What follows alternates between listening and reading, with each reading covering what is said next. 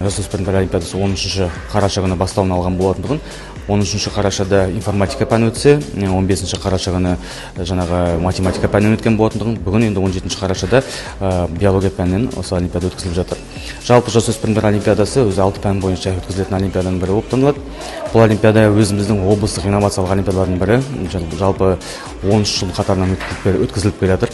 Аталмыш олимпиаданың ерекшелігі 7-8 сыныптың оқушылары, яғни олимпиадаға қатысу барысында ауызша олимпиадаға жауап береді.